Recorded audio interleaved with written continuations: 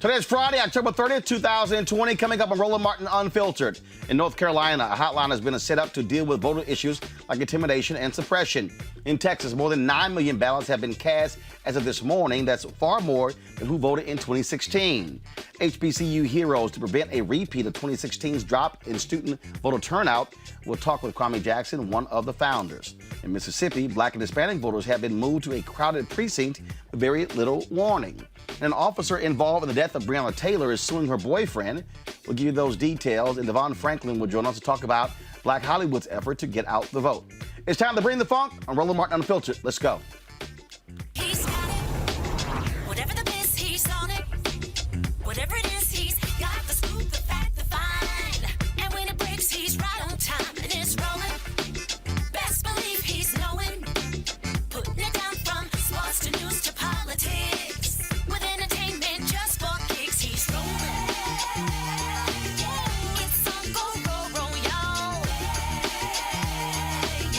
It's Roland Martin, yeah. Rolling with Roland now. He's funk, he's fresh, he's real, the best. You know he's Roland Martin now.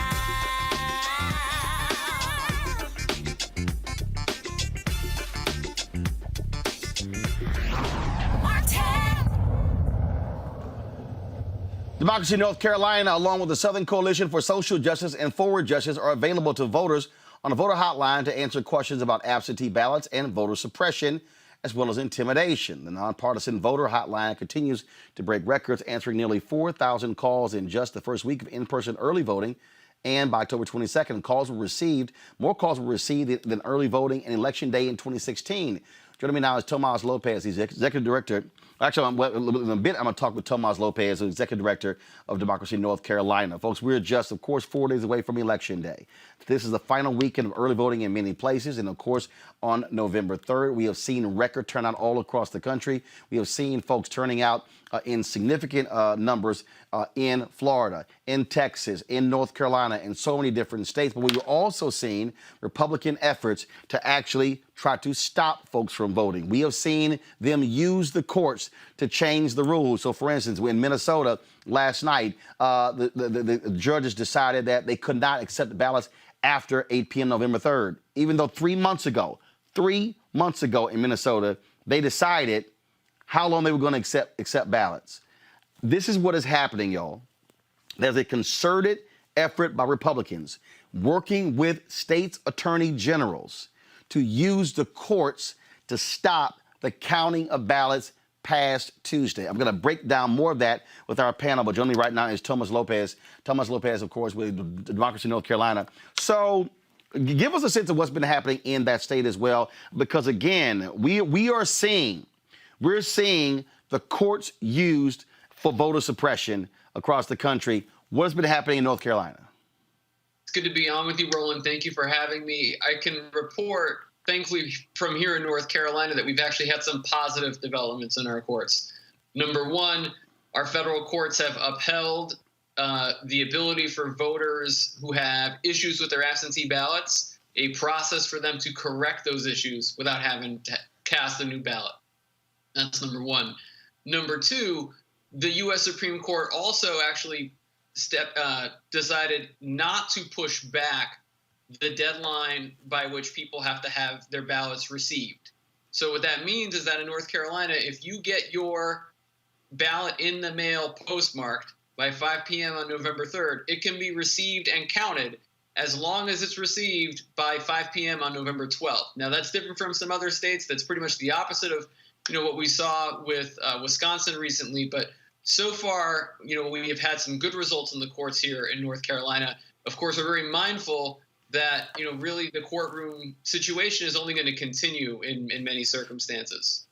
Well, you're absolutely right, because, again, that's their strategy. It's very interesting. I just saw this tweet where somebody said Donald Trump would get blown out on Tuesday. The race would be called for Joe Biden, and then Donald Trump would start demanding, please count all votes. And again, so it's just crazy what is going on. I was in Raleigh, North Carolina last week. Give us a sense of, have there been intimidation efforts? I know some groups were actually at the polls. of watching, making sure other folks who, frankly, are Trump supporters don't show up to intimidate voters? We are concerned about intimidation. We have seen, I think what we've seen over the course of the last 2 weeks, North Carolina voters have been voting in person since 2 weeks ago yesterday. Increased incidents. A big category of this is aggressive electioneering. So candidates getting in people's faces, people campaigning getting in people's faces, people invoking the public health crisis, the coronavirus, and in doing so. I think as we go into the final days of in-person voting, so our last day of early voting is tomorrow, and then of course election day is Tuesday, we are concerned about incidents where, we could see people taking further action to try to deter or interrupt voting. The thing here, what is happening in North Carolina, we had Cynthia Wallace on yesterday who's running for Congress. I mean, y'all have really been ground zero for the type of crazy, deranged attacks by Republicans to stifle the vote. I mean, the last decade has been outlandish in North Carolina. It's hard to counter what you've said, Roland. I mean, we have seen in North Carolina, both through structure and through practice, attempts to attack voting access, and when those have failed, further attempts to attack voting access. Where we are now, thankfully, is we've got a strong community of folks on the ground who have been fighting for voters at the local level, at the state level. And so even though there have been a lot of attempts to restrict voting access, we've got 17 days of early voting. We don't have a photo ID requirement in place. People can go to vote tomorrow and they can register in one stop. So we're really pushing people to use that last early voting day if they think they might have any registration issues. So we are trying to keep people focused on what's available to them and be vigilant about efforts that are trying to restrict people's rights. All right, then, Tomas Lopez, I would certainly appreciate if they're in North Carolina, what number should they call? In North Carolina, you can call 888-R-VOTE. You can also call 866-R-VOTE. That's the National Election Protection number that will forward to the hotline that we and partners are running and staffing with volunteer lawyers, and we will have volunteers in yellow shirts at polling sites across the state, both tomorrow and on Tuesday. All right, then. We surely appreciate it. Thanks a lot. All right, thank you. Folks, you also see there in the crawl on the show here, you see where it says having trouble voting, call 1-866-OUR-VOTE. We've been running that for the past week. We thank the Lawyers Committee for Civil Rights Under Law, all the work that they have been doing. Let's bring in my panel, Michael Brown, former Vice Chair, DNC Finance Committee, Michael Imhotep, host of the African History Network, Dr. Julian Malveaux, economist and president emerita at Bennett College. I want to start with you, Michael Brown. Where we sit today is far different than where we sat 4 years ago. Hillary Clinton's campaign was going crazy, trying to drop as much money as they can in black media because they saw what numbers were looking at, because they ignored others who was telling them 3-4 months earlier where to invest. You have the Biden campaign tomorrow. They're going to be going to Michigan. Joe Biden will be there with President Barack Obama. Stevie Wonder will be there as well. They're hitting 2 states tomorrow as well. When you look at the polling data here, it has been remaining very consistent, significant turnout. And history has always said that when you have a much larger turnout, that benefits Democrats more than Republicans. Give us a sense from your perspective, the state of the race as we sit 4 days away. Well, I think certainly if you're a Democrat like I am, you're pleased about these polls, but you're also should not get overexcited about these polls either. We all know that the race is going to tighten, or is tightening as we speak. There's certainly a lot of Trump voters that saw the wave of Democratic voters coming out in early voting in states, and now they're coming out. So we have to wait and see. Certainly what happens. I think it's great. You're right that the larger turnout is usually better for Democrats, not just at the top of the ticket, but going down. I think we'll also see a lot of split ticket voting in this particular race. For a Maine example, you could see a lot of folks not voting for President Trump, but voting for Senator Collins, or in reverse. So there are a lot of split tickets that could happen, whether that's a big number or a small number. Again, we'll have to wait and see. We know the states that matter the most. Florida, The president cannot win without Florida. Same with Pennsylvania. It's going to be very difficult for Biden. He has several pathways to 270 electoral votes without Florida, even without Pennsylvania. But it's certainly, since that's its home state, it would be better if he won Pennsylvania. Certainly, the blue wall in the Midwest is certainly somewhere where Hillary Clinton neglected, as you kind of mentioned in your opening, and obviously the vice president is not taking that for granted, as you could see what they're doing this weekend. So everyone's doing what they're supposed to do. Get out the vote is going to be extremely important. Folks have to be patient. If you haven't early voted, it's now too late to mail your ballot. So if you're still thinking, oh, I can just put my ballot in the mailbox, I wouldn't trust that. It's too late for that. You can certainly do a drop-off at a authorized drop-off box, or you can still vote early in a lot of jurisdictions around the country. And then, of course, you still have Tuesday, November 3rd, wear a mask, and just be prepared to stand in line. So we're feeling pretty good about where we are, not just at the top of the ticket, but also the United States Senate as well. I want to show you this here, Julian. This young brother, Keon McGee, he is the leader of the Democratic House leader in Florida. He posted this tweet here. Raw footage of mailroom and post office here in Miami-Dade. Source revealed, quote, mail-in ballots are within these piled up in bins on the floor. Mail has been sitting for over a week. Per source, both postmaster and postal inspector are aware of this issue at the Princeton post office. Postmaster is taking photos and videos of the matter and expects sorting to take them past Tuesday. This is the actual video here. And so the people who have mailed in ballots, the concern there is whether or not those ballots are actually going to get counted. This was what Democrats were fighting against the postmaster last month, because they feared that he was issuing directives to do exactly this, so ballots would not be getting there in time. And so they use the courts to say, hey, if not received by 8 p.m. on Tuesday, can't be used. This is part of the strategy. This is the part of Republican voter suppression. Let me tell you, my postman is a brother who we've talked to a number of times. He told me that they're about 20% down in terms of workers. And he's like, I don't tell anybody to put their ballot in the mail. Meanwhile, on social media, I got my ballot on October 5th. I said, I'm going to mail this. Somebody tracked me down, which isn't that hard, but tracked me down and said, take it to the drop box, which I did. Many people are putting their ballots in the mail. If they get there, it's not clear that they're going to get to the place where they need to be. This is a crisis.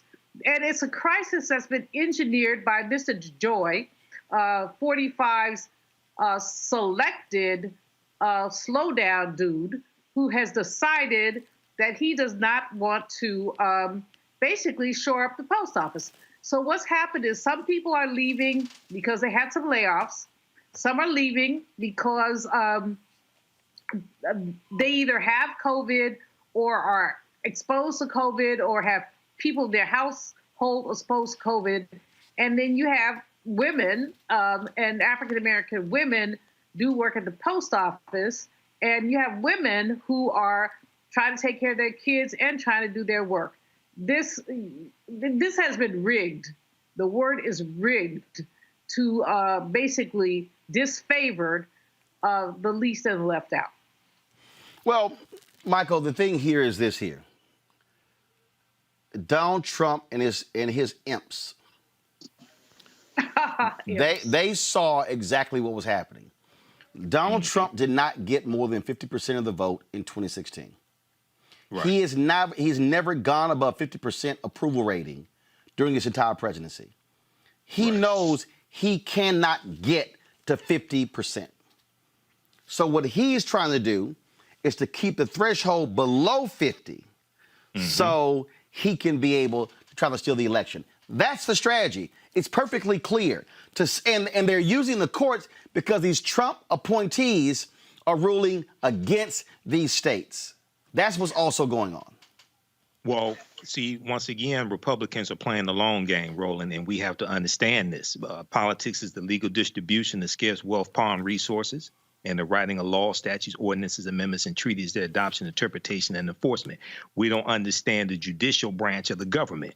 They're using the federal courts, and then they ran through. Look how devious not just Trump, but Moscow Mitch McConnell, who needs to be voted out of office this election. They ran through Amy Coney Barrett, okay, through the Senate, got her approved, and then the very next day announced that the Senate was on recess until November 9th without passing a coronavirus bill, coming to an agreement with Democrats in the House and Democrats in the Senate to pass a coronavirus bill to bail out the American people, bail out small businesses, bail out small African-American-owned businesses. They sent it on recess. So we have to understand the judicial branch and how this works as well. And all this is tied to who you vote for. We also have to understand how the Electoral College works, because a lot of our people are running around confused and think that the popular vote does not matter. The popular vote does matter, but it's the popular vote per state that matters.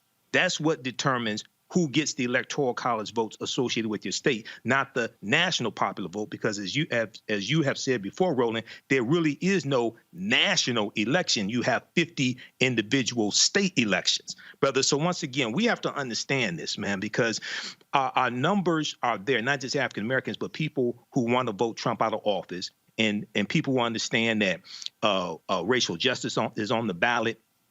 A living wage is on the ballot, but we have to understand the law and how this works.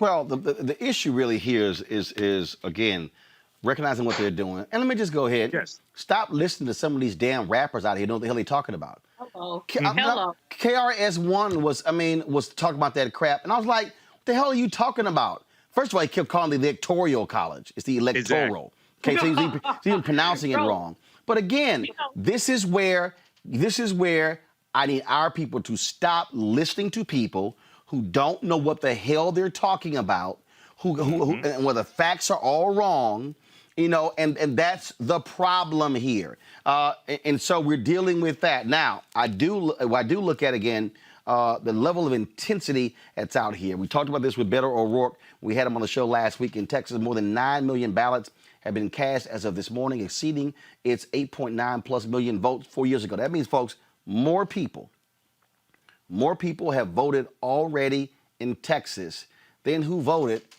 4 years ago. And we still have another day of early voting in Texas, and then on Tuesday. Now, according to the Associated Press, the tally of Texas early voting data, Texas is the first state to hit the milestone of exceeding its 2016 turnout. This year's numbers were aided by Democratic activists challenging in court and winning the right to extend early voting by 1 week during the coronavirus pandemic. Now, Texas was supposed to start early voting October 19th. They went to court and it started October 13th. That's what happened there in Texas. Now, all of this is important because we have to understand the power of our vote and how we use it and where it comes from. And so we're seeing a level of turnout. This also, as we talked about on this show yesterday and all week in the last several months, why local elections also matter. Who you put in office and what those folks are doing. All of those things absolutely matter, folks, when it comes to voting. I think we also, as we begin to examine at this latest juncture, it's all right now, Michael, it's all about, again, trying to drive your people. That's where we are right now. The rally is going to be taking place over the weekend. Senator Kamala Harris today was in Texas. She actually returns to Georgia on Sunday. That gives you a sense.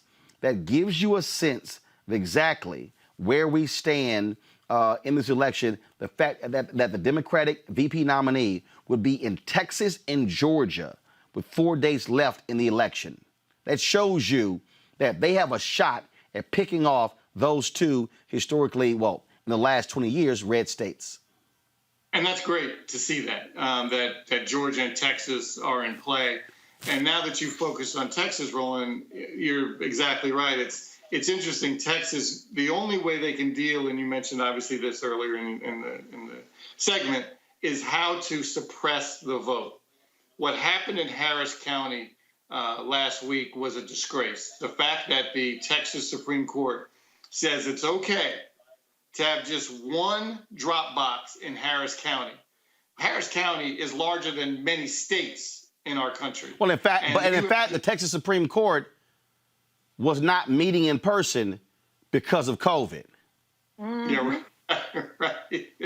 And it's actually obviously a disgrace. People have to drive, whatever it is. Some folks have to drive 2 hours. I talked to some folks in Houston the other day, and they're trying to figure out either how to get there or they're just going to have to stand in line, do early voting. And so it's just too bad that suppression is just this out in your face.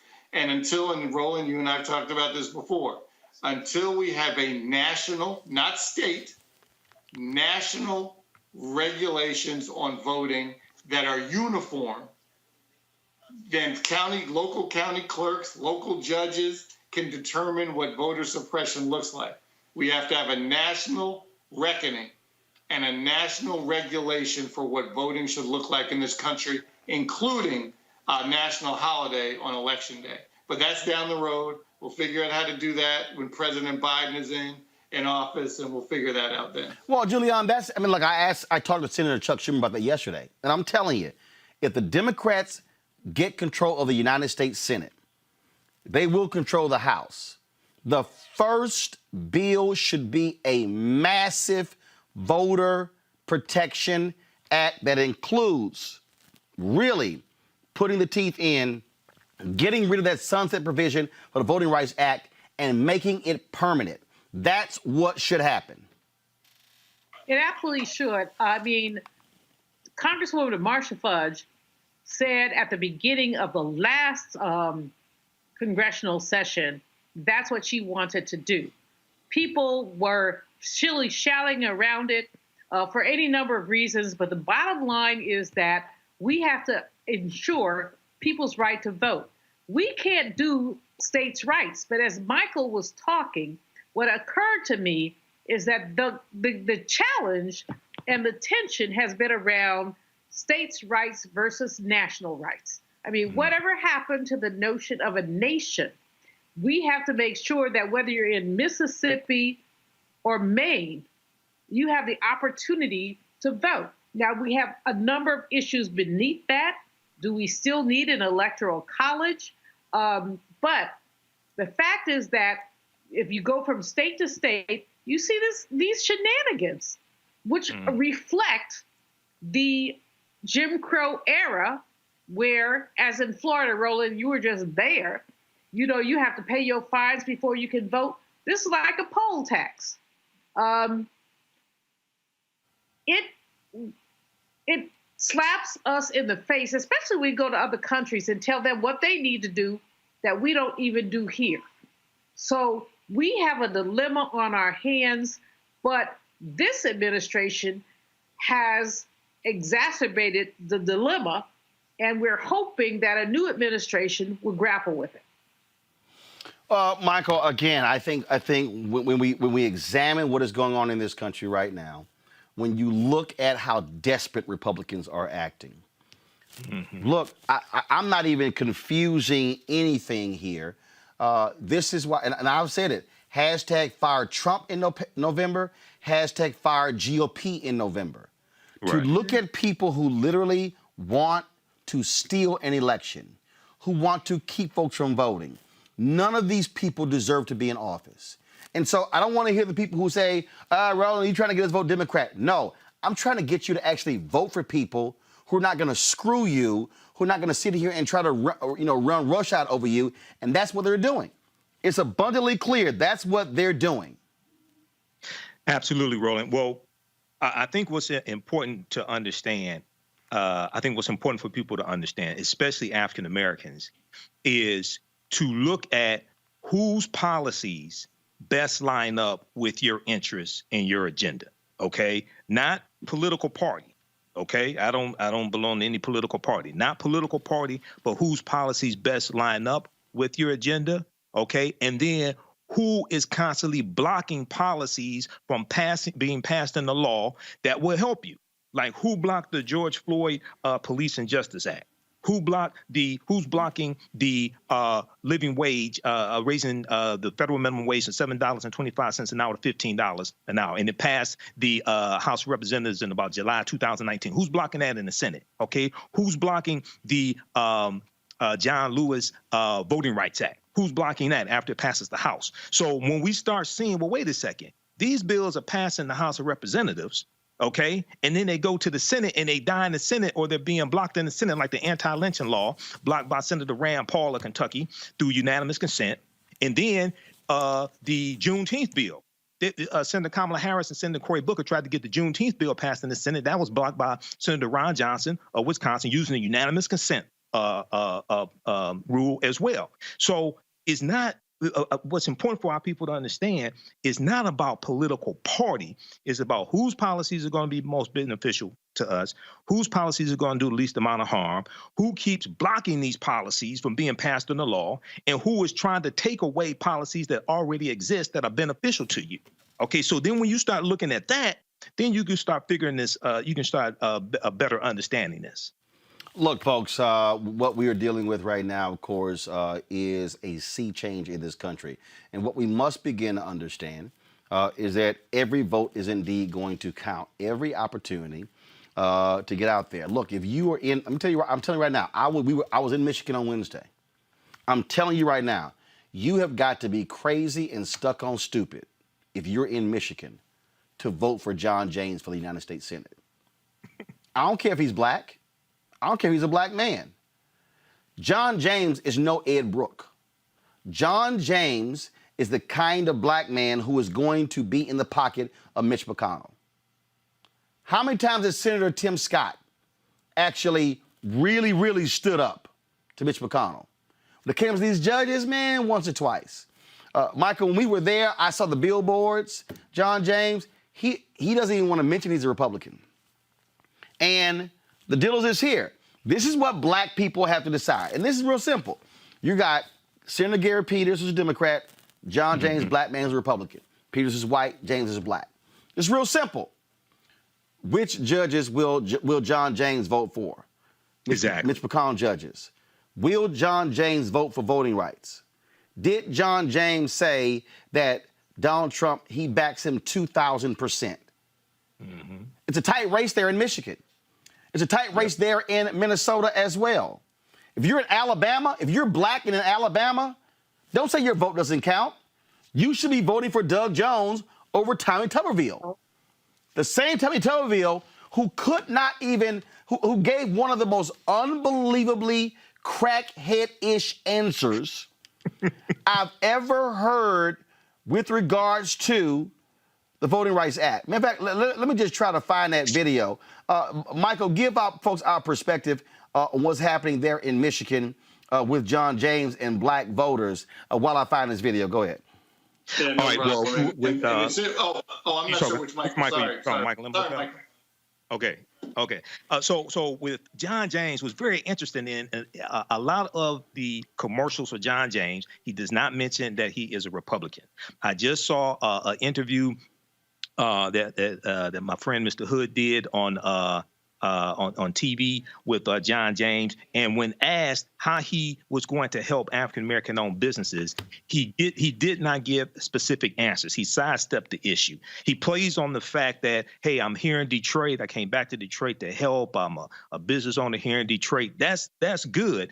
But what's important for people to understand, when you deal with the U.S. Senate, you're dealing with confirmations of an attorney general. You're dealing with confirmations of a Secretary of Education, confirmations of U.S.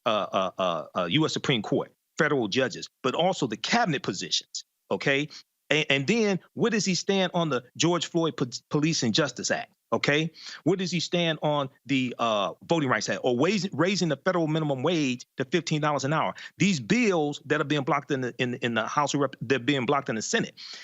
There are only 100 senators, so every U.S. senator is extremely important. It doesn't, and to me, it's not about race. It's about their ideology. It's about their policies and how will they vote on these critical issues. Not only did he say that he supports Donald Trump 2,000%, okay, which right there is a no-brainer, okay, right there that disqualifies him. But he also said, there's another video of him saying that they need to repeal the entire Affordable Health Care Act and repeal this monstrosity. And could not answer how would you replace it. But because they don't have nothing to replace it with. They don't. But I want people to understand what's happening. And I've heard black people say, my vote don't matter in Alabama. I want y'all to listen to who these right-wing white Republicans in Alabama are going to likely elect over Doug Jones for United States Senator. This is an answer that Tommy Tuberville, whose resume is that of a football coach.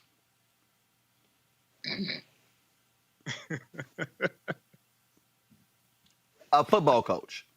Right. I want y'all to listen. This man could very well be, could likely be the next U.S. Senator from Alabama. I want y'all to listen to what this man had to say about the Voting Rights Act, which was born out of Alabama. Listen. The thing about the Voting Rights Act is, it's, you know, there's a lot of different things you can look at it as. You know, who's it going to help? You know, what direction do we need to go with it? I think it's important that with everything we do, we keep secure.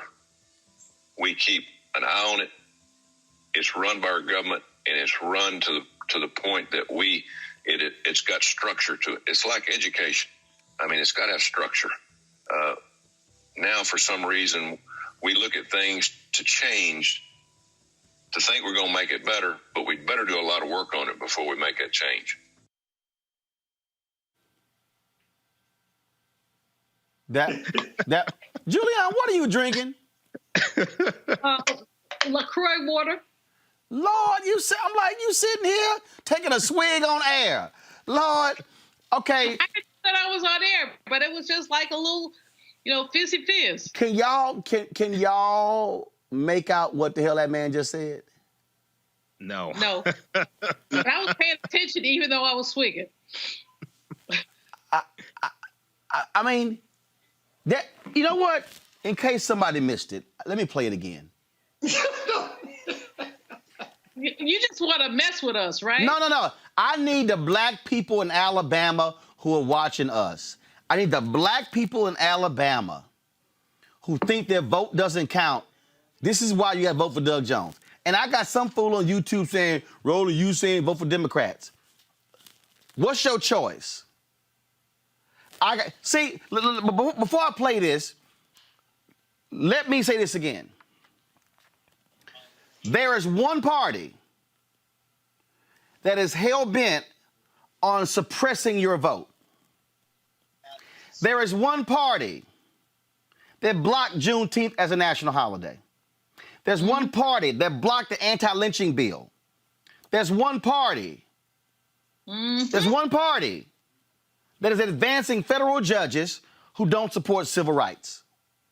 So, for all y'all stuck on stupid folks who are saying, well, I don't get why you saying vote for them, but please, by all means, show me, provide me the proof where Donald Trump, Mitch McConnell, Tommy Tuberville, Tom Tillis in North Carolina, David Perdue in Georgia, Kelly Loeffler in Georgia, Cindy Hyde-Smith in Mississippi. Mm-hmm. Show me where they are right now voting to advance anything on behalf of black people. Show me the proof where John James in Michigan is advancing anything with black people. I'll wait. Show me where Lindsey Graham is advancing anything for black people. Convince me that Lindsey Graham will be better for black people in South Carolina than Jamie Harrison. Convince me that Cindy Hyde-Smith, who ain't had no problem in basking in a Confederate flag, will be better than Mike Espy. Show me, please, where David Perdue, who sat there and had insider trading, will be better for us than John Ossoff. For all y'all fools who running y'all mouth, I want one of y'all to bring the facts to the table. And you can't bring that trash-ass platinum plan with you.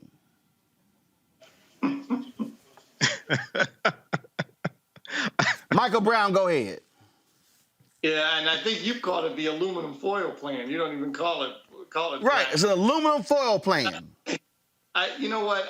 Those folks that are texting you and have texted me, and we see on similar shows that, and certainly they act like they understand kind of politics and what's going on in the world. They're falling for the okie doke, and it's very disappointing to see how they're falling for it because it's so obvious. And one of the more disgusting things, and Roland, you went through all the different candidates, in particular the Republican candidates who are black. That attorney general in Kentucky is a disgrace. And he's clearly following the particular roadmap that Tim Scott followed, that now James is following in Michigan, because he wants to be the governor or a senator. And he's like, look, if I have to be in the pocket of 45, or if I have to commit to being in the pocket of Mitch McConnell, fine. Tell me what I have to say. Give me the money so I can run an effective campaign, and I'll be on your side. I'll be on your team. And it's the typical sellout. And it's very disappointing that so many folks are falling for the okie doke. And I'm talking directly to some of those people that are texting you, Roland. They should be ashamed of themselves. These folks. There are so many people who are really funded by these Republican trolls. I'm thinking about this young man who is running against Maxine Waters, who has about $8 million. I mean, this is a small inner city district. First of all, he about as dumb as a doorknob. That's the kindest thing anybody could say about him, Roland. But but he has Trump money. He has other money. Ain't nobody gonna move Auntie Max. But the point is that they are setting us up. The other thing, when you look at Mike Espy, the Democrats have finally gotten it, but he should have had support all along. Cindy Hyde-Smith said she would go to a public hanging. Did the woman actually say she would attend a lynching in Mississippi, which had the most lynchings? Well, not the most, maybe the second most, but one of the most lynchings in our nation. I mean, and she now represents a state that's more than 30% black. This is nonsense, and it's the reckoning. Right now, it's the reckoning. These folks can't get away with this nonsense anymore. I'm just astounded again at the level of stupidity from people who don't know how to put two and two together and realize what's going on. All right, folks, I got to go to a break. We come back and roll about Unfiltered. Former Labor Secretary Robert Reich, as well as Reverend Dr. William Barber, put together this really great video that lays out how poor people and low-income Americans could very well swing the election if they voted for the interest by just voting. We're going to show you that next to Roland Martin Unfiltered. These younger group, of millennials becoming much more politically savvy, much more politically activated and organized. Right. Organization is key. It's like, an ant by itself can't do anything, but ants working together, can do things well beyond their own capacity. And I think the same thing goes for this younger generation to become united and activized on what's happening. Hey, Michigan, this is Tracy Ellis Ross, and I have 4 quick things to tell you. 1, you have until October 19th to register to vote. 2, you can vote early in person until November 2nd. 3, if you need a free ride to the polls, use the promo code VOTE2LIVE-MI in your Lyft app. And yes, voting is easy and secure, so please vote and visit votelive.org for more information and to make a plan to vote today. Paid for by Collective Future.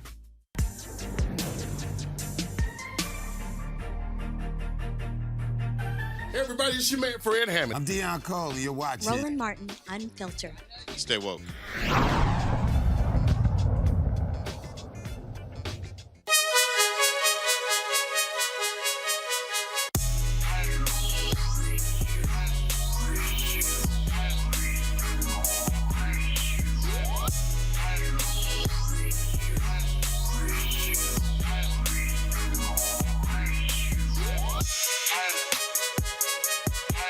All right, I want to thank the people with Seek.com, Mary Spio, founder of the company, for being a partner here at Roland Martin Unfiltered. They, of course, have their various products here. They have their virtual reality headset, allows you to watch their virtual reality video right through your phone. You can go to look at the content on their site, Seek.com, CEEK.com, to watch the content. You also, of course, have the 360-degree 4D headset, a tremendous bass. You also can use this for gaming, for videos. Fabulous headset for you listening to music. Go to Seek.com, CEEK.com. Use the promo code RMVIP2020, RMVIP2020, to be able to use these get these products. And so we certainly support and we thank them for being partners here at Roland Martin Unfiltered. All right, folks. Poor voters and low-income voters really could make a huge difference in the election. For the past several years, we have been emphasizing, covering the Poor People's Campaign, the work that Dr. William Barber and others have been doing when it comes to the election, when it comes to training and teaching, things along those lines. Well, he partnered with Robert Reich, former Labor Secretary, and they put together this great video that really gives you an understanding of what could happen if poor folks in America and low-income people in America, if they actually use their power and voted. Watch this. Across the country, everyday people have secured structural democracy reforms that have led to major wins that move our country forward. Our system is rigged in favor of the wealthy. These elites use their wealth to purchase political power and buy off politicians who will keep enacting policies that overwhelmingly benefit them and keep the rest of us from fully participating in our democracy. Sowing division is their main strategy for holding on to power. Now, it's easy to feel downtrodden as every aspect of our broken system is laid bare. As the country reels from the death of those like Breonna Taylor and Supreme Court Justice Ruth Bader Ginsburg, and the rights of millions of Americans hang in the balance, it feels more and more like the system is stacked against us. I've been working to overhaul our broken system for decades. I know firsthand how hard the struggle for true justice and equality is. My mother worked on it, my father worked on it, and those before them. Others led this struggle long before I came along. And I've tried to do what I can to link up with others and take up the baton of welfare rights workers and Martin Luther King Jr. and those who started the Poor People's Campaign to unite poor and working class Americans and demand bold policies that lift everyone out of poverty. At every turn, our movement for a moral revival has faced intense backlash from those in power. My faith tradition tells me we are not of those who shrink back unto destruction, but we are those who persevere until the salvation of the soul. We cannot become cynics. We will not give up. Take a look at Seattle. In 2015, the city adopted an innovative small donor system for funding its local campaigns. the city gave 4 $25 democracy vouchers for every registered voter that could be donated to candidates who pledged to only accept cash donations under $250, among other stipulations. The program faced its first major test in 2019 when Amazon poured $1.5 million into city council races to defeat candidates and boost corporate ones.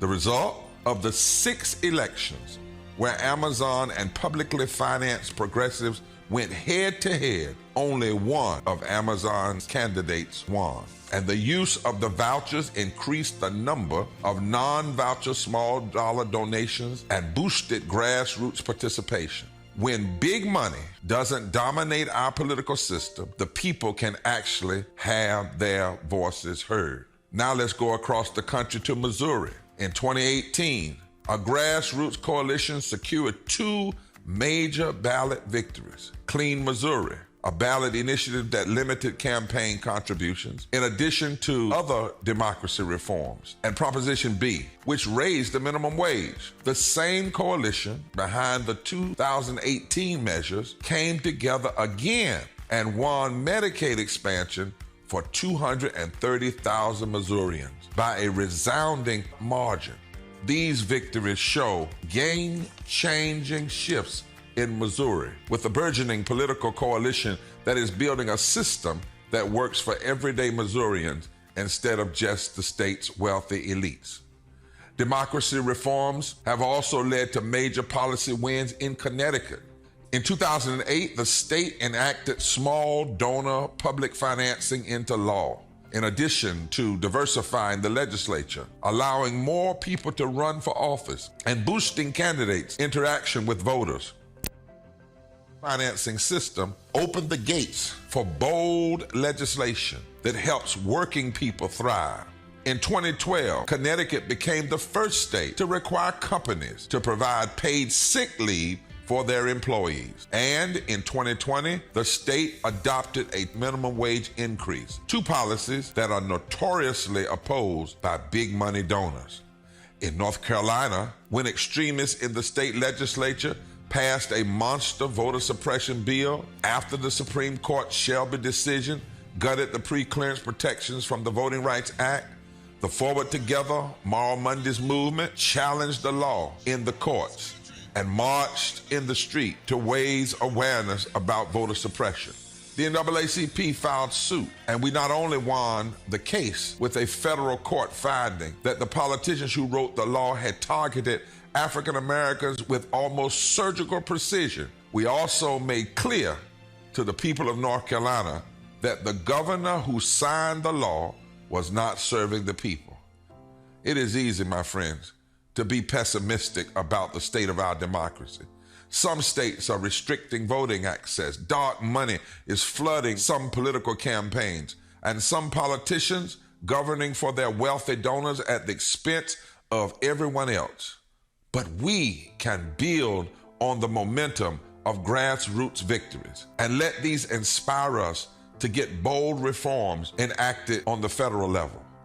Poor and low wealth people now make up over 30% of the electorate. 1/3 of all poor people live in the South. Every state that is a voter suppression state blocks living wages and blocks health care.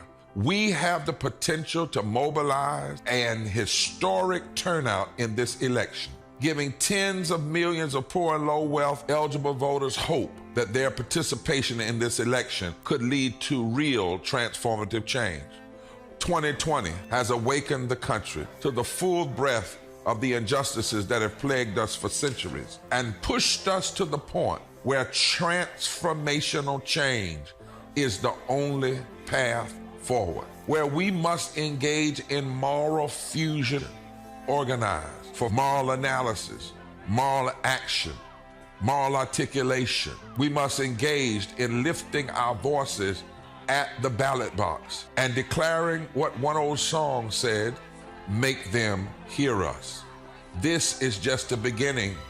Together, we can unrig the system and create a true, genuine democracy, the likes of which America has not yet seen, but must see.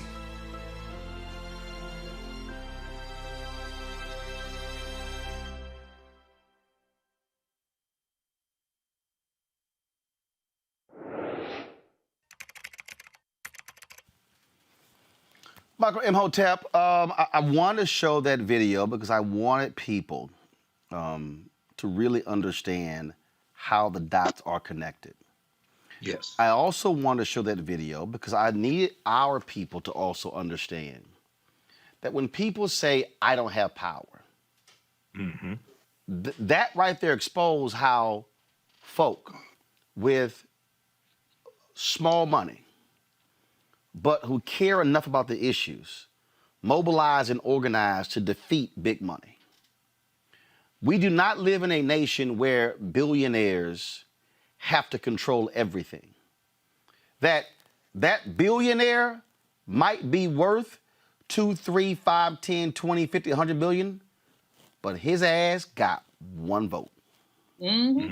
She got one vote.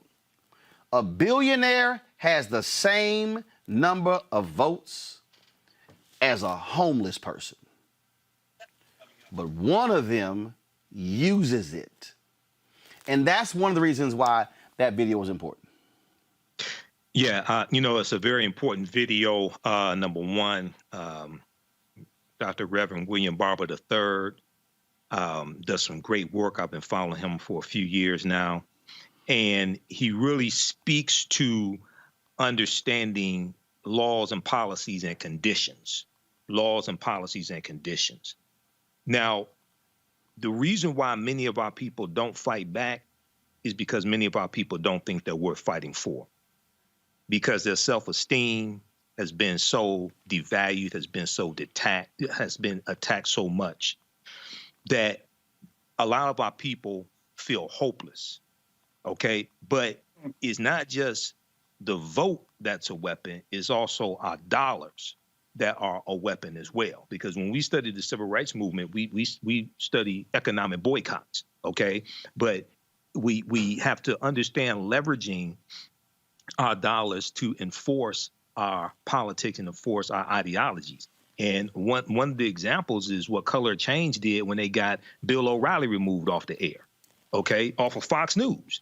It was a massive number of organizations, including Color Change, and they put economic pressure on 80 corporations that withdrew their advertising dollars from Bill O'Reilly's show, who was the number one cable news show, okay, at the time in the market, and it got to the point where his show was no longer profitable, and Fox News fired him.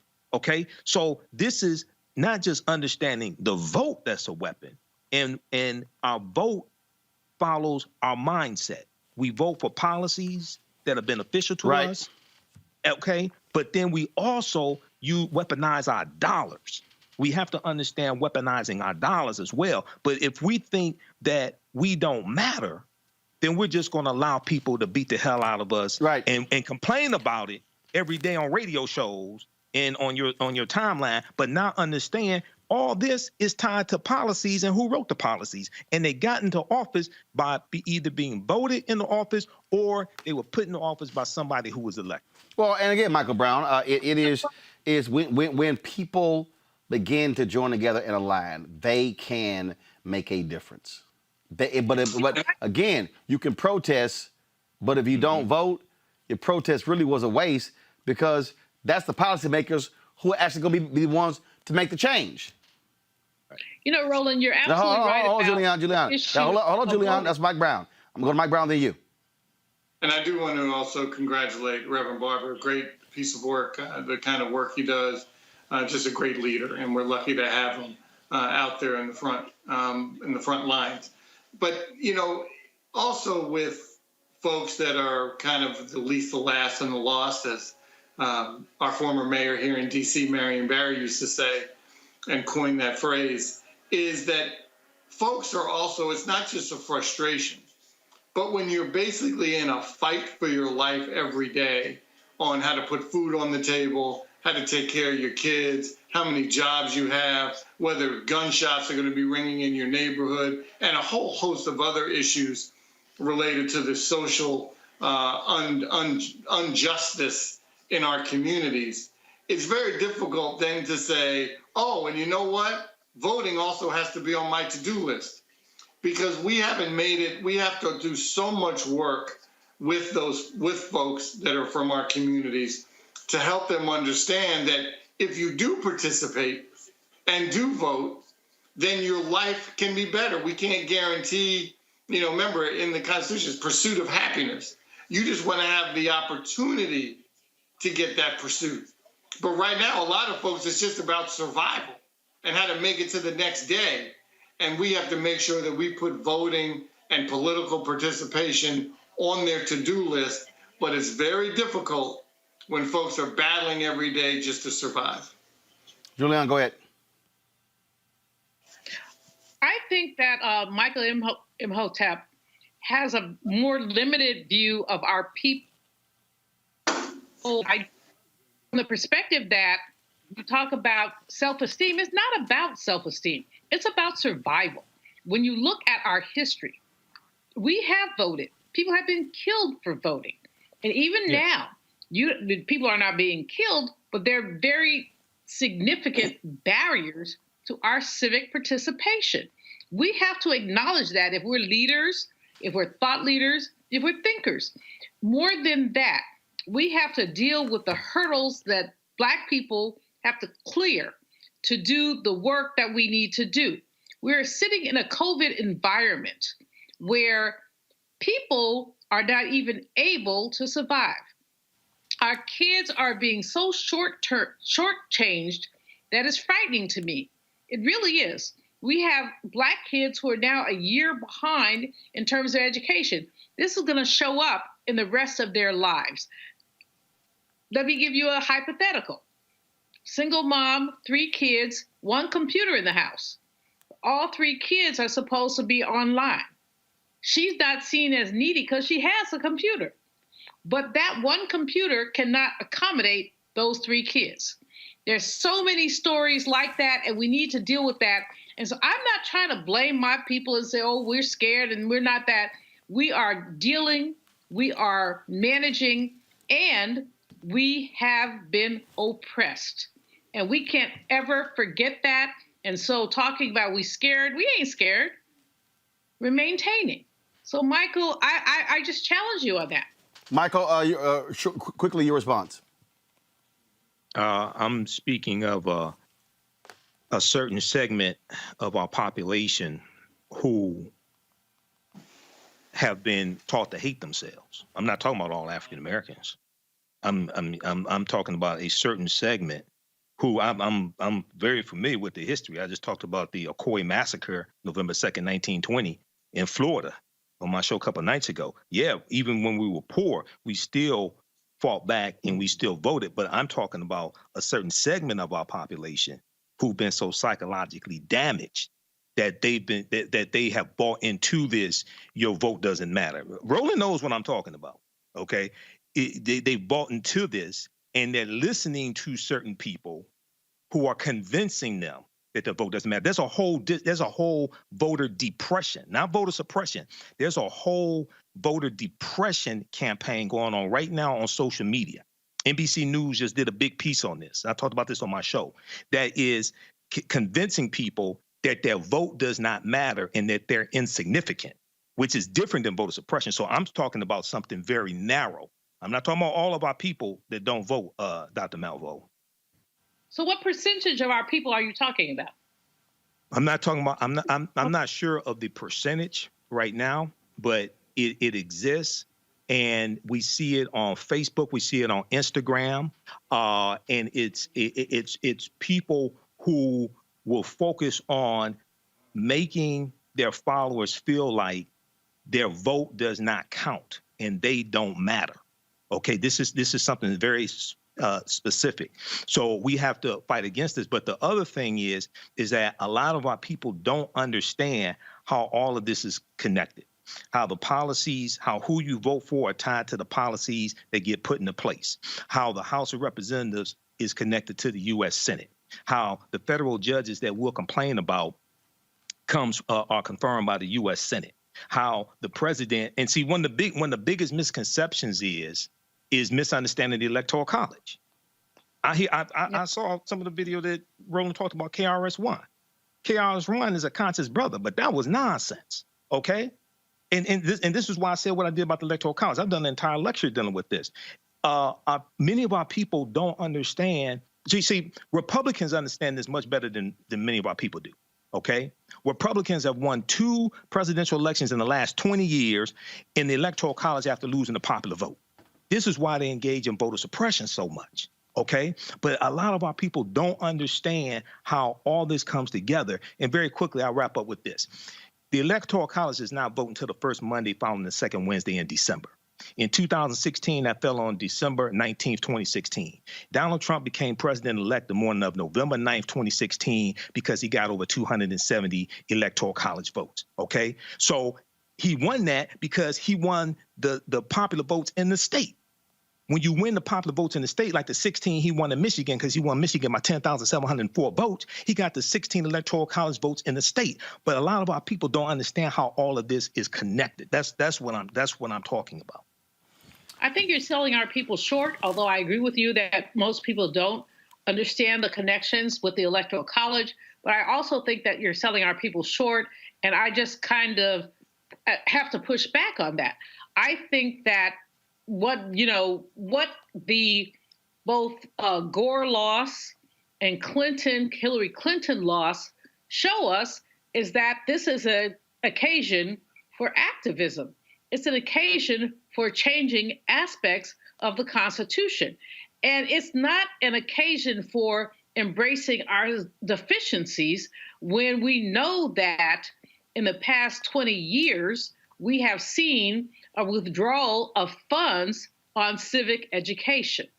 I think that much of what you're saying is right on time, but I also think that there's an approach to our people that kind of doesn't sit so well with me. Well, okay, folks, but the reality is that here. This is what's happening to our people. Stuff is being done to impact them and hurt them from voting.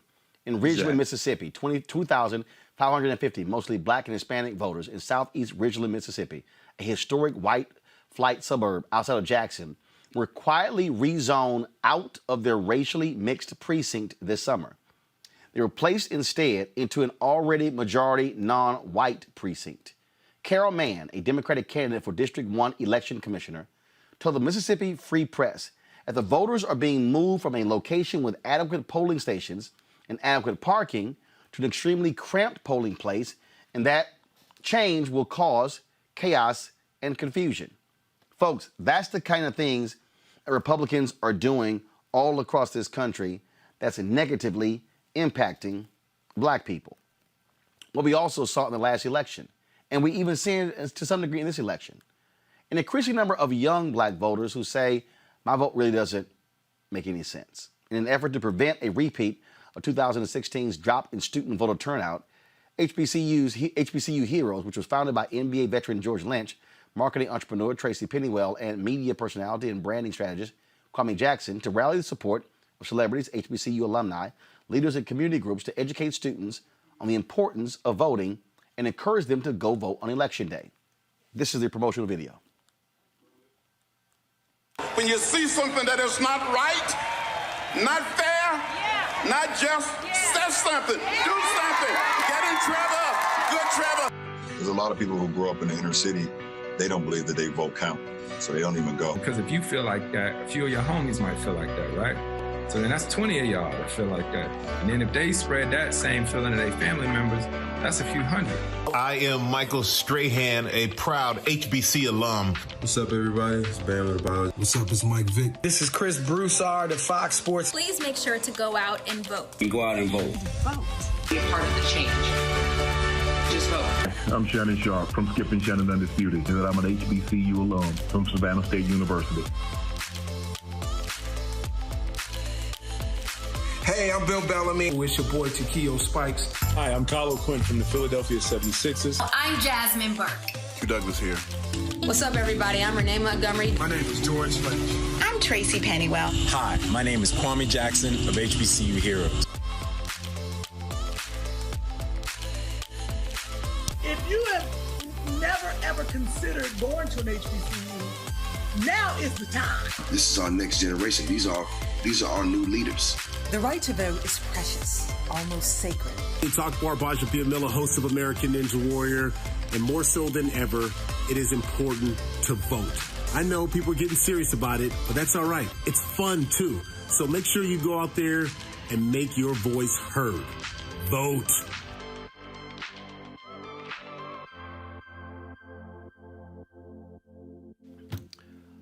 All right, joining us right now is that Kappa Kwame Jackson. What's up, Kwame? What's up, my man Roland? How you doing?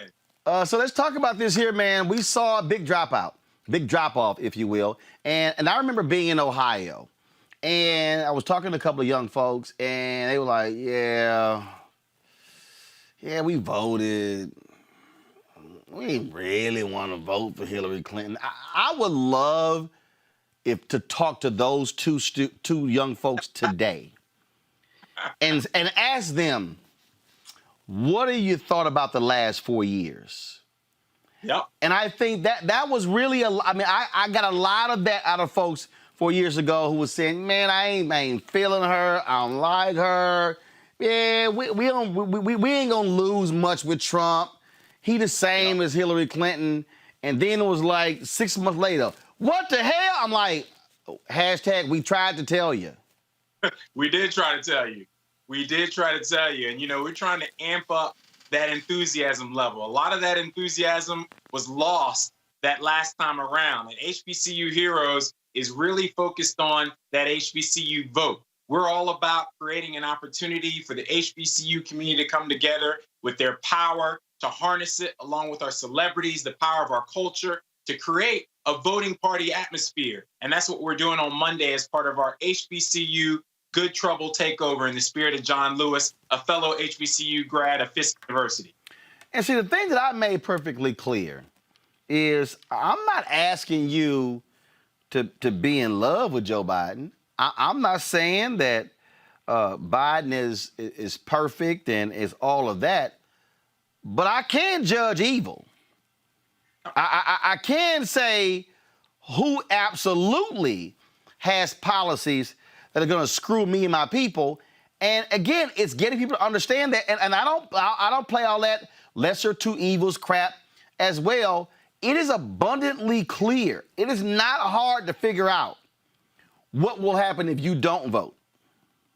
Yeah, and for people who don't see the immediacy of their vote, you just have to think about what's going on right in front of us. You don't have to hearken back to, our ancestors and the things that we struggled through, even though I always give legacy and credit to them, obviously, for getting us this far. But you can look at Trayvon Martin. You can look at George Floyd. You can look at Tamir Rice. You can look at all the people who have died under our watch right here in Gen Z and Gen X, and really know that we have to get out and move towards legislation and local prosecutors and district attorneys and anti-voter suppression laws in our own communities that will make a difference. And that's what HBCU Heroes is about.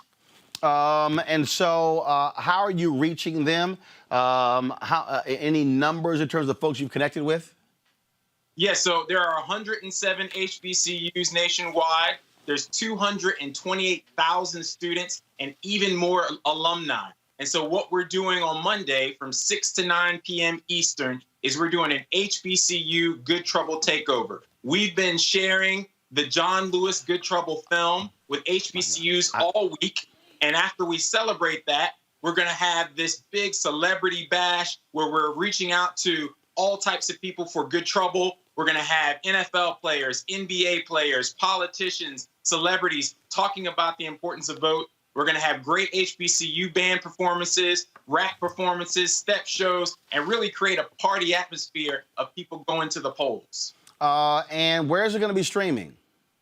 It's going to be streaming on Twitch, YouTube, Facebook Live, and our partners, Yahoo Entertainment, as well as Revolt TV, are going to simulcast it at the same time. So we've got great partners like Citibank, Verizon, Yahoo Entertainment, the Arthur Blank Foundation, and even Intel Corporation, who've come aboard to make this film possible for all HBCUs. And now this party is going to be the culmination. You know, we're going to be pre-gaming. You know, we're going to get excited. We're going to have some great HBCU spirit, and we're going to make sure everybody is pulled in. And for people to find out more, just visit us on our social media handles at HBCU Heroes, Instagram and Twitter. All right, Kwame Jackson, I appreciate it, man. Thanks a lot. Yes, join us, and don't forget to vote 6 to 9 Monday night. We'll see you there. Join us for the HBCU Takeover Party. All right, sounds great. All right, folks, got to go to commercial break. When we come back, we'll talk about the Louisville cop who is suing the boyfriend of Breonna Taylor. What the hell is that about? We'll talk with Devon Franklin about how Hollywood is actually getting out and moving folks to vote. And Otis Moss III, pastor of Trinity Church of Christ in Chicago, has worked on this particular film showing 3 generations of his family, including his father. Of course, civil rights legend Reverend Otis Moss. It's a very interesting film, and we're going to actually show you that as well right here on Roland Martin Unfiltered. We'll be back in a moment.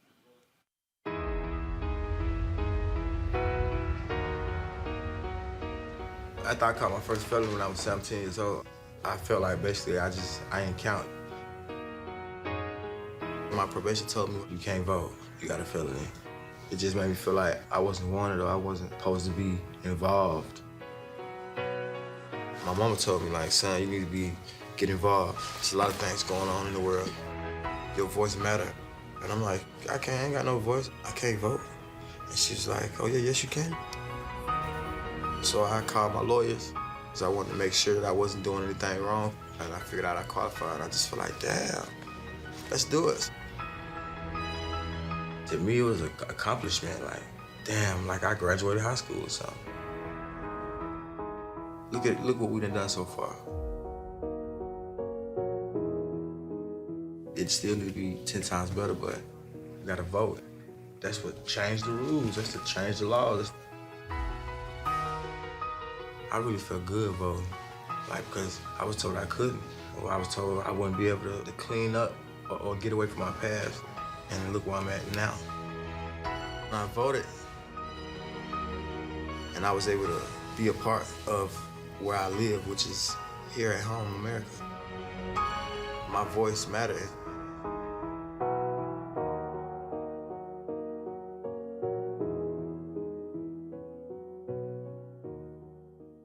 Hey, it's Nia Long. Listen, I'm where I am today because a lot of people believed in me. They knew I could make an impact if I had a chance to have my voice heard. In this election, voting is our chance to make an impact. So please, South Carolina, vote early, in person, between October 5th and November 2nd. And if you need a free ride to vote, use promo code VOTE2LIVESC in your Lyft app. Visit votetolive.org for more information. Paid for by Collective Future. Hi, I'm Eric Nolan. What's up, y'all? I'm Will Packer. I'm Chrisette Michelle. Hi, I'm Chaley Rose, and you're watching Roland Martin Unfiltered. The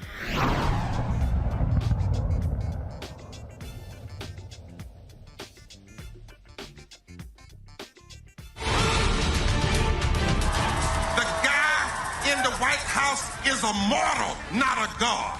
The members of the Congress, they are mortals, not God. Bowing down is not enough. We will stand up again. We will march again. We will preach again. We will organize again. We are black. We are white. We are Latino. We are Native American. We are Democrat. We are Republican. We are independent. We are people of faith. We are people not of faith. We are natives and immigrants. We are business leaders and workers and unemployed. We are doctors and the uninsured. We are gay. We are straight. We are students. We are parents. We are retirees. We are America. And we're here. And we ain't going nowhere.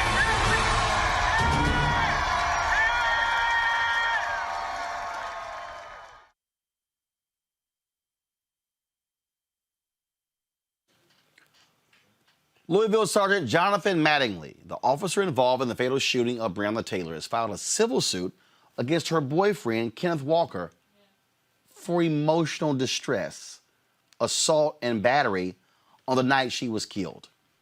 The lawsuit claims that Mattingly experienced severe trauma, mental anguish, and emotional distress because of Walker's actions on March 13th. I'm greatly confused here, Julian Malvo. That I'm confused. I'm confused. Michael, I'm confused. I'm confused. Michael Imhotep and Michael Brown. I'm confused here. How does the guy who got shot,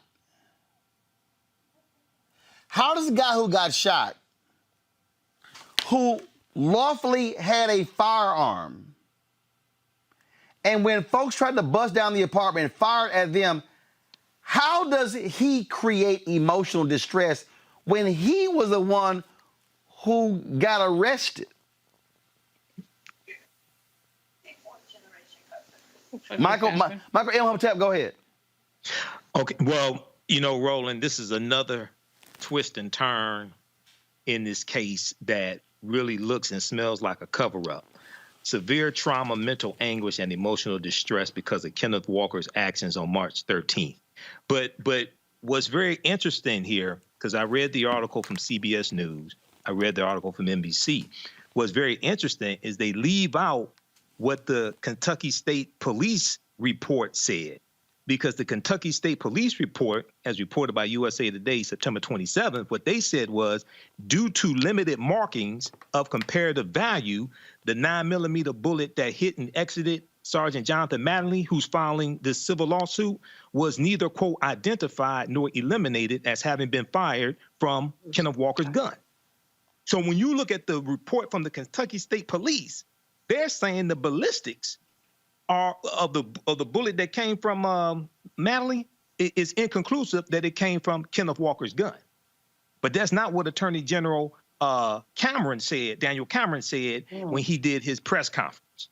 So you got to put these pieces together, man. This is another layer of this cover-up, which once again goes back to politics, who was elected, because Daniel Cameron was elected and he's a mentee of Moscow Mitch McConnell. Mm-hmm. It is astounding. It's astounding how these people. This reminds me, Julian, of the cop who pushed and shoved the general manager of the Toronto Raptors, who filed this report talking about how he was punched and he was sore. He had to go to the doctor and he had mental anguish. And then the video was released, the body cam video. He was never touched. He was lying. Roland, have been thingified. And this goes from post-Reconstruction until now. We have been thingified, which means we're not people in some people's eyes. So they can do whatever they want to do. Take our baby girls and grab them by their braids, put your knee on somebody's neck and not worry about what it means, beat the you-know-what out of somebody, bruise and say, oh, that just didn't happen. And this is really a wake-up call. I thought after George Floyd that there would be an opportunity for some of these racist you-know-whats to reflect on themselves. But their reflection is that we can still do whatever we want to do. And, I'm writing about money and Reconstruction and all that, and I can't finish because every time I start reading something, I go crazy. But the bottom line is that our people have been marginalized and thingified. And when you thingify someone, you don't have to treat them as a human being. So you can beat them, put your knee on their neck, do whatever you want to do, and there are no consequences. And that's the issue. There are no consequences. Absolutely. Mike Brown, go ahead. Yeah, and it's interesting relative to Kentucky, and Michael touched on it. I think the bullet and the shooting is certainly part of what he's suing for. And I imagine the lawyers are actually going to use the emotional distress of the aftermath, that he was being called a racist and a killer, and that he is so far from that he was emotionally distressed from it. I bet that's more the linchpin of their suit for the emotional distress of how dare you accuse me of being racist and killing this woman. I'm not racist, and I didn't kill her intentionally. That's probably where the crux of the emotional distress lawsuit is coming from. And I'm sure Kenneth Walker's lawyers are thinking of a countersuit, is my guess, for their emotional distress, which is certainly much more justified than the police officers. Absolutely, absolutely. All right, folks. Mississippi Senate candidate Mike Espy released this video from Reverend Jesse Jackson Sr. Supporting his campaign. Check this out. People are following by example versus understanding why they're doing so. So I really thank you for coming out here and let these people see you out here, instead of just TV or what have you. Hey, man, that's a pleasure. Was killed in Jackson, Mississippi, trying to register people to vote. Dr. King spoke to us in Washington. There was only one black official in the whole South. Now the so the video was the muffled there. So what I want to do is I want to start that video over so you can hear this ad that Reverend Jackson did for Mike Espy. I could not forget 1964 in Penalou Hammond, Mississippi, trying to have a black-white delegation in Atlantic City. June 7th, 1963, Medgar Evers was killed in Jackson, Mississippi, trying to register people to vote. Dr. King spoke to us in Washington. There was only one black official in the whole South. Now the chance you have a U.S. Senator from Mississippi. For change we've had through much suffering, much work. We thank God for Mike Espy, former Congressman, Agriculture Secretary, and now U.S. Senator to be. We're grateful to God today for delivered this time. Now, folks, we've talked about some of these rappers out here who just been running their mouths and doing nothing. Common is not in that category. We've actually run into him in 3 different cities, in Orlando, South Carolina, and Atlanta. He's been traveling all around the country, folks, really getting people excited about the right to vote. He tweeted this out. This brother inspired me. He already voted, but he's texting hundreds of people to go out and vote, and he's driving family members to the polls. It's a beautiful thing. Listen to their conversation. You can't be friends. Man, I love that. Yeah, we have to stand up. We have a right to make sure that we cover us. Yeah. And I'm not just saying black people in general, but we can't allow our politicians, our governments to cover us. We have a right to start standing up and trying to find a way for us to be honest, homeowners. Open some companies, reach one, teach one. Yes, sir. You understand? If you ain't reaching one, teaching one, you're not doing nothing out there. You understand? That's what I'm about. Yeah, so we got to get these people out here and vote before early voting is over with, and we need to get these people at the polls by the 3rd. If everybody came out for Obama, then everybody need to come out for Biden. Point blank right now. Period. You can't let color be the reason why you vote. Yeah. You have to understand that things can be taken from us. We can't go back and worse. Nobody don't stand up and get it. We have to be a challenge. Yeah, so I'm on board with y'all. I'm down for what's going on. I appreciate you all coming out to me. Some people are followed by example versus understanding why they're doing so. So I really thank you for coming out here and let these people see you out here, instead of just TV or what have you. Hey, man, that's a pleasure, man. Thank you, I ain't got to go in here and wait on the show to come on and see you today. So, I appreciate you, man. This is a blessing, man. God is good. He woke us up, man, and we get a chance to get out here, so. You see some more people just walking around. I got my car. I can pick some people up. I can take some people, It's right around here, too. I appreciate it, man. You're a light, bro. You're a beaming light on us, man. And I was telling her, y'all a little too early. They ain't gonna come out right now. Right. You come back over here in the evening time and let them see you, and you get some people to walk around and get in the line. You know what I mean? A lot of people still sleeping. Yeah. You understand? You need to get up and try to be productive, but you got some people that sleep out there free. Yeah. But you come back and you can reach you, get some people. You can bring some vans with you, some cars, and you can get some people around the corner. Well, man, thank you for. Again, that was a great thing there that Common did. And, of course, folks were also in line. So he decided to give him a little freestyle.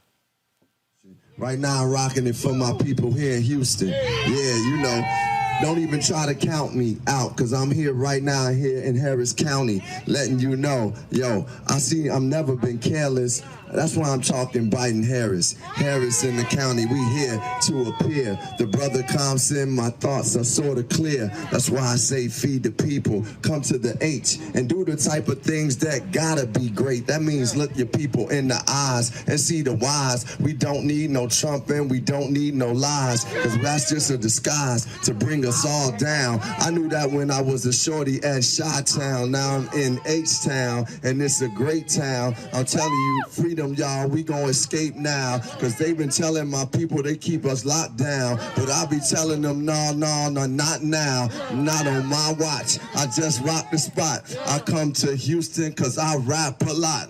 This is how it be, yo. Praise to the Lord. Earlier today, we was at the 3rd Ward, and I told you, common sense, this is hip-hop. Shout to my people from the top, yo. Hey, man, y'all show Carter some love. There you go. So again, you got folks out there who are doing the work. First of all, it's important to show that Common was talking to that brother. A brother who was out there texting hundreds of people, taking them to the polls. That's important for us because, look, sisters are out there. They are doing it, but also the folks at Black Voters Matter, they're also doing it, and they've been on a constant trip. They dropped this video on September 26th. Latasha Brown and Cliff Albright, them hitting all these different cities. And so I just want to show y'all, this is the video they did on September 26th, announcing their 12-state 40-day tour. We ran into them when we were in Detroit on Wednesday, so check this out.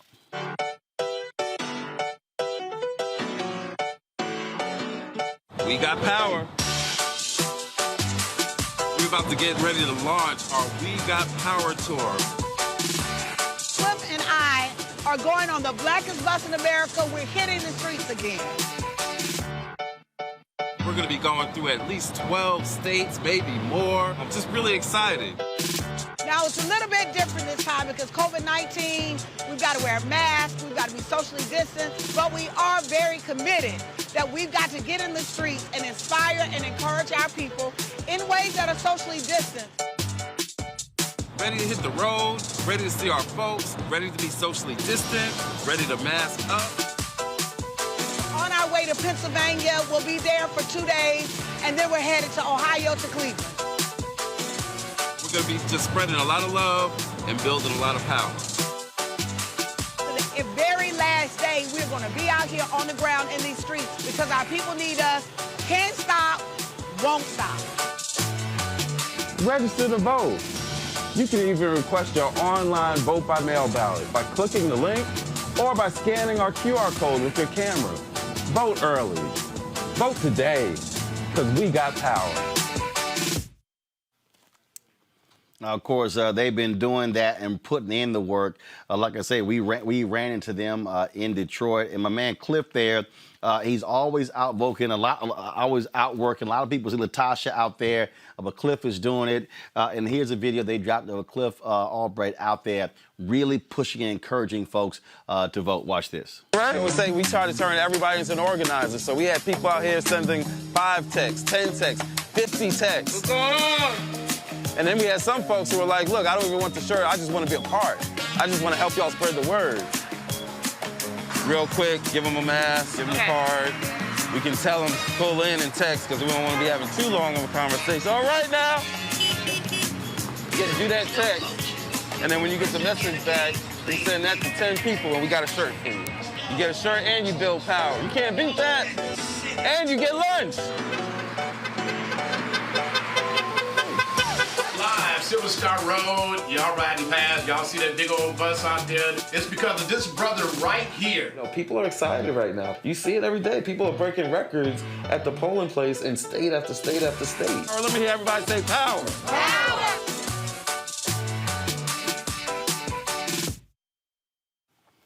Right? Groups like, I say this here, Michael Brown, groups like Black Voters Matter are so critical.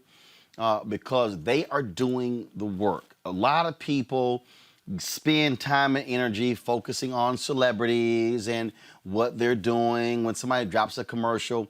But I know what Latasha and Cliff are doing. They were there in Detroit, man, the other day.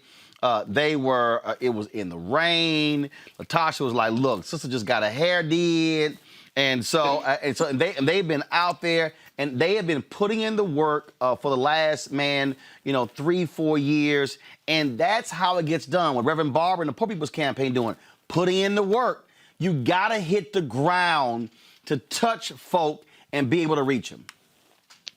And first, absolutely. But firstly, I comment on engagement. I want to comment on Common and the brother he was talking to. That, first of all, thank you to Common and congratulations for him to being out in the street and spreading the word. And to the brother he was talking to, that brother clearly hasn't fallen for the okie doke and is not listening to a couple of these rappers who are clearly off and don't understand what's going on. So congratulations to both of them. On the engagement part, you got to have, what they're doing is folks can talk about engagement and theoretically what needs to be done. But until you put boots on the ground is exactly what they are doing and other organizations, exactly what folks are doing. You got to get in folks' face. You have to explain to them why it's important. And if you give them lunch and a T-shirt at the same time, great, nothing wrong with it. That's part of the engagement process. And as long as they keep doing what they're doing in other organizations, hopefully we can make a difference on Tuesday and obviously have a positive outcome. And obviously Vice President Biden and Senator Harris become the next president, vice president of the United States. 30 seconds each, Julian and Michael Imhotep. Roland, first of all, go ahead, let me Julian. give a shout out to LaCroix water, which I swig. I hear that y'all think I'm drinking beer. I don't like beer. I do love LaCroix. So just for the record. Secondly. Taking a swig. Huh? Taking a swig. Go ahead.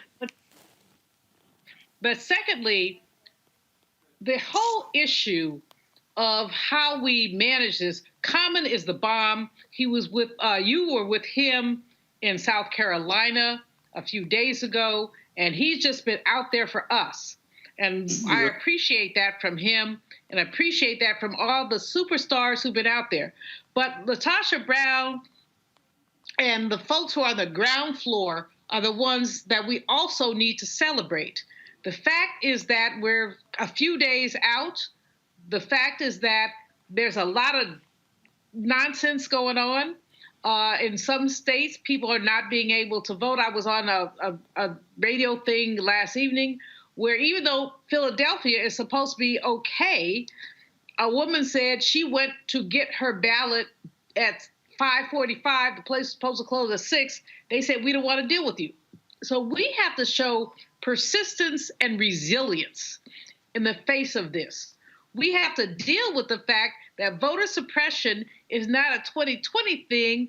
It's quite frankly a 1920 thing. We have to deal with the fact that our people have been marginalized consistently, and this is why race is one of the key issues in this election. And this is why we have, okay, I'm not going to go there, someone who likes to inflame racial tensions and someone else who wants to tamp them down. Got it. We are in the middle of a crisis, and in the middle of this crisis, we know there are folks like Latasha, like Melanie Campbell, like you, Roland. You've been doing a great job. People who are stepping it up and saying, come on, y'all, let's get it done. Michael Imhotep, real quick. Yeah, well, shout out to Latasha and Cliff for what they're doing. I mean, this is grassroots at its best.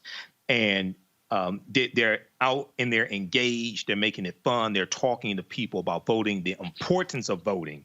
But also what's extremely important is to tie these conditions that we talk about and fight against, tie that to the laws and policies and who you vote for in office. And then the other part that you talk about also, Roland, is the engagement on the other side of the election. Holding them accountable, holding the elected officials accountable. And brothers are out here working and organizing also along with the sisters as well.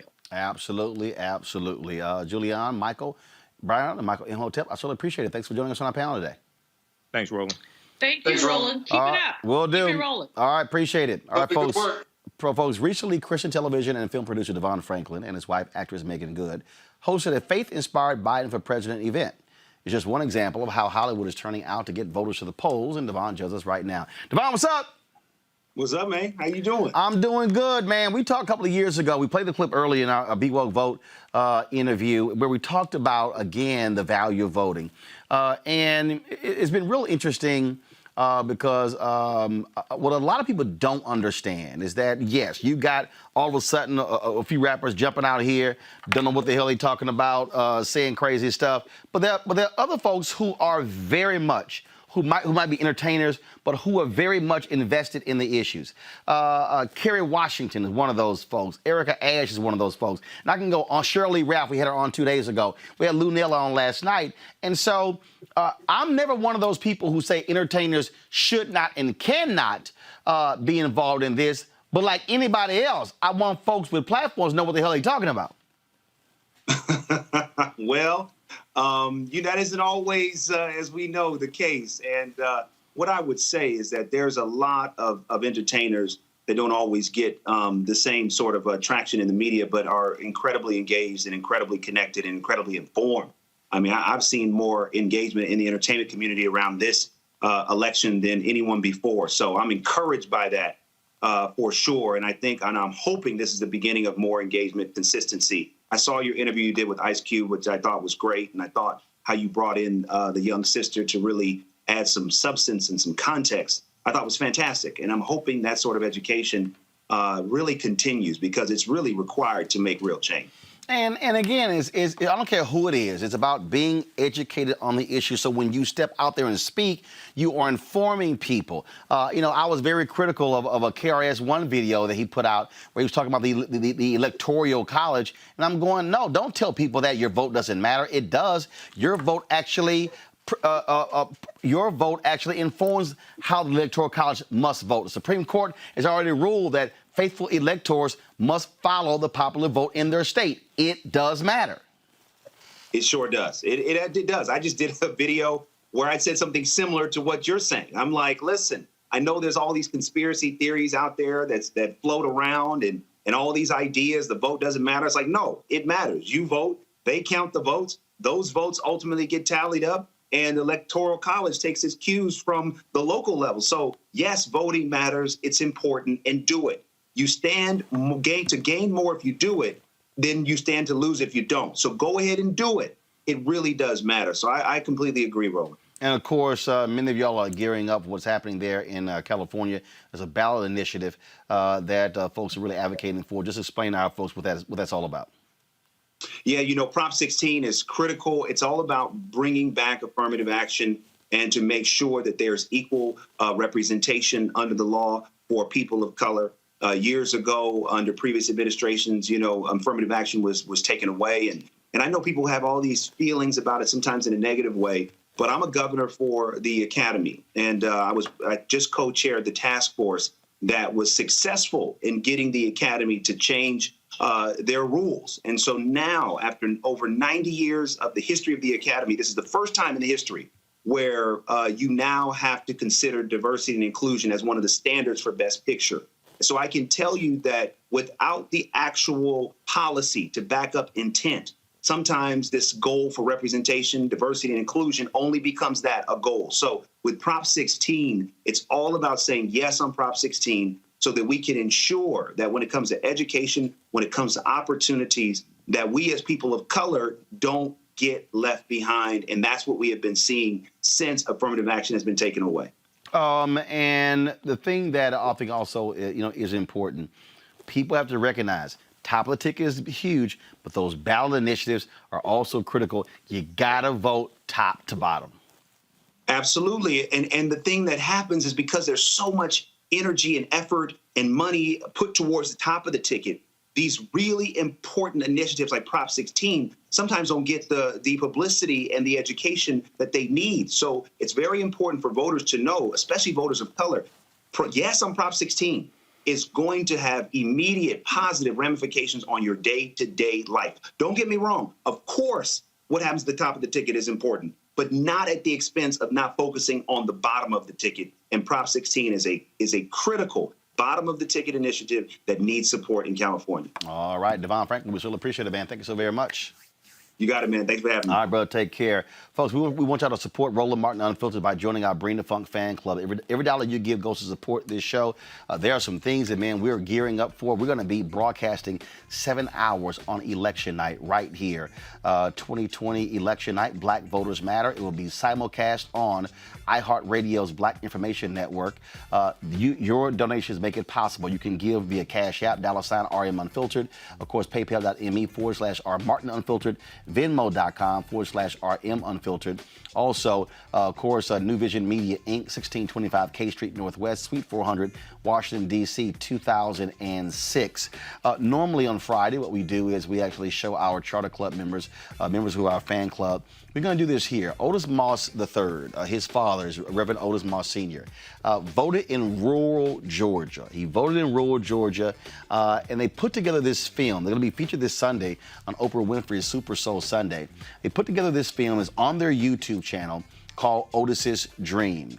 And so Otis Moss III sent me a text a few moments ago and telling me about it actually a couple of hours ago. And I said, don't worry about it, frat brother. Yes, he's a new alpha.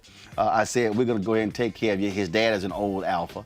And it's an amazing film, and I hope you enjoy it. Folks, this weekend, don't forget, we're going to be in Jackson, Mississippi, broadcasting from there for a Mike Espy GOTV rally. And, of course, I'll see you guys back here on Monday. But we're going to close the show out with Otis's Dream. Thanks for watching. Holla!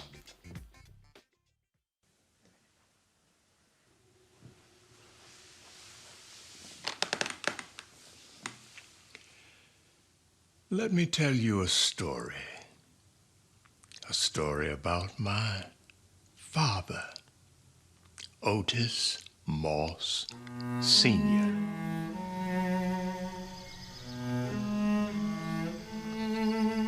It's the story of my father's determination to exercise his right to vote. One morning in the fall of 1946, he got up, determined to cast his ballot. My father was a farmer, a sharecropper in the rural South. He served in the military during the First World War. Always a man of dignity, quiet courage, and determination. Our mother, his devoted wife, had died at an early age, and my father struggled as a single parent of 5 children. I'm going to vote today.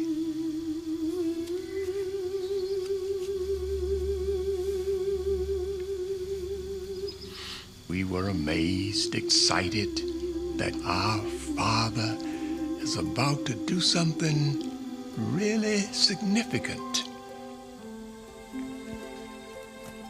Go vote, Papa! Vote him out! Yeah, go get him! We love you! Go get him! Good luck! Bye! Love you! Take care! Go vote him out! He walked from the house well-dressed, well-groomed, 6 miles to the town center. Now, in every age, things have been introduced to keep certain people from voting, especially black people. We knew the racism, the hatred, the injustice represented in Governor Eugene Talmadge. And some of the Negroes will vote. If I'm your governor, they won't vote in our white banner the next 4 years. He was well aware of all of the dangers, toils, snares, and roadblocks to keep him from voting. But he was willing to face all of that and exercise his right to vote. He did not know what the experience would be for him on that day, but he was well aware of what was taking place all over the South at that very moment.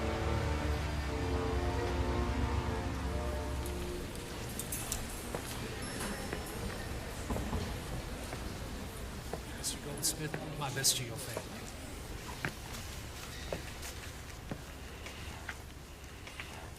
Sir, I am Otis Moss, and I am here to vote.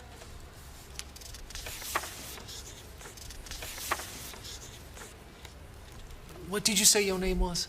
Otis Moss. Otis, it looks like you've come to the wrong polling place. You need to go over to the Mountville School.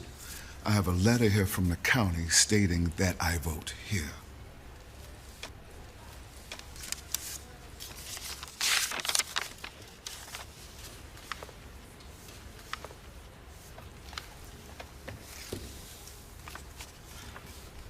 People from your side of town are to vote in Mountville. You're supposed to get a letter, but the mail's been slow this past few weeks.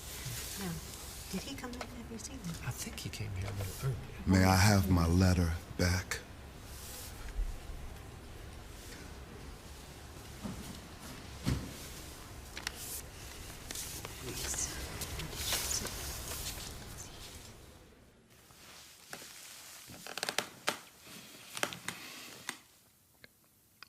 Let me tell you a story about my grandfather. He'd already walked 6 miles to the first polling place. Now he's being told, you've come to the wrong place. A clear and blatant lie. Now he has to go to the Montville School. And the Montville School is in a different city. I imagine as my grandfather walked, the sounds of the world crept into his ear. You are a second-class citizen. You are 3/5 of a person. You are nothing but a Negro. But in his spirit, he heard his faith and the song say, ain't gonna let nobody turn me around. Not just walking, but marching to the next polling place. He steps through the doors of the Montville School, unsure of what he will face.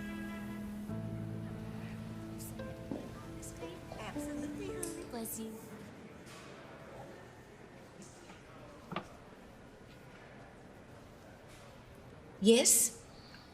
I'm here to vote. I was sent here from the LaGrange courthouse.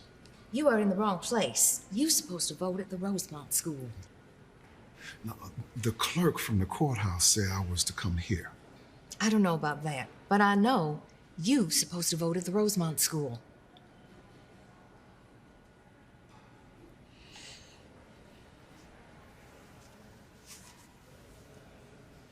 Ma'am.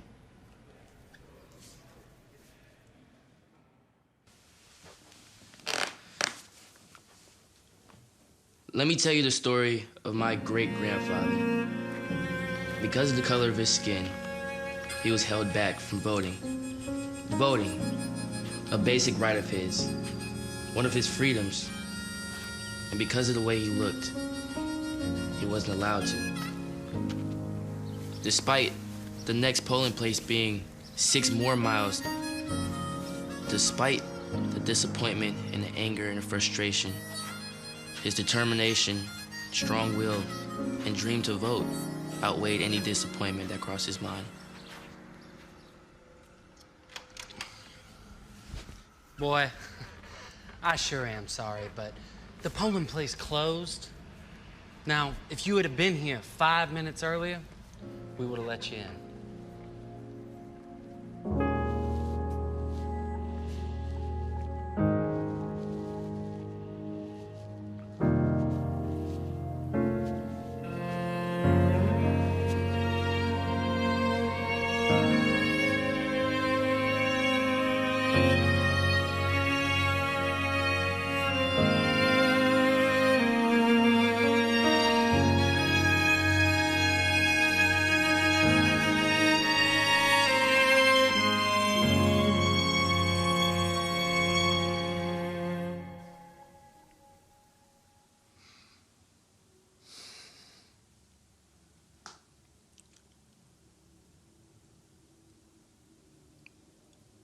Wounded, but never give up. Denied, but never accepting that denial. Insulted, but refusing to accept the insult inwardly, and thereby setting an example and a memory for generations unborn. Just a few years after that, our father was killed in an automobile accident. Fast forward, I became a participant in the civil rights movement and the voting rights movement, and joined Dr. Martin Luther King Jr. in the Selma March, witnessed the signing of the Voting Rights Bill 1965. That was a great moment. It was a great victory in the civil rights struggle. It was a great accomplishment. However, no one could dig up our father's bones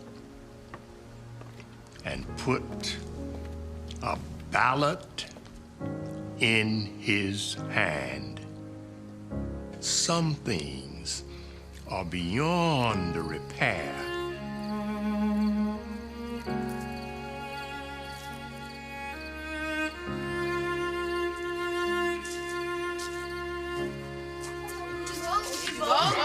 Oh, give Papa a minute here.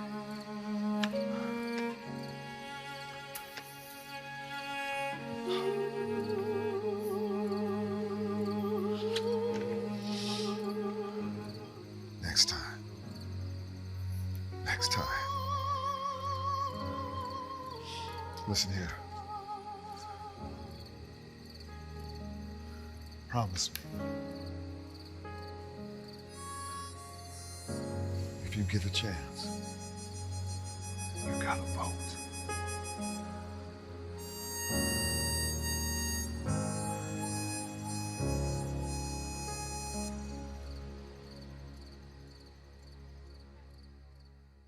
One of the remarkable moments in my life and in my memory is taking my son, Otis III, to vote. I paused on my side of the curtain in prayerful silence and listened to Otis III punch his ballot.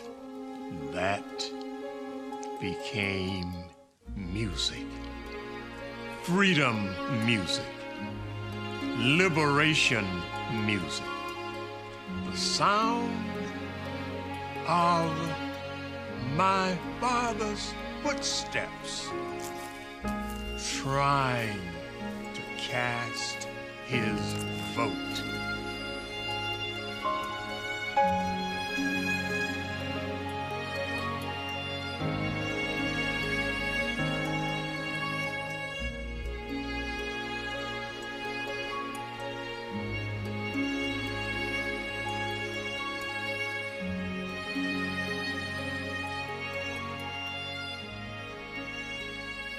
Walk with me, Lord.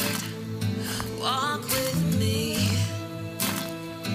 Walk with me, Lord. Walk with me.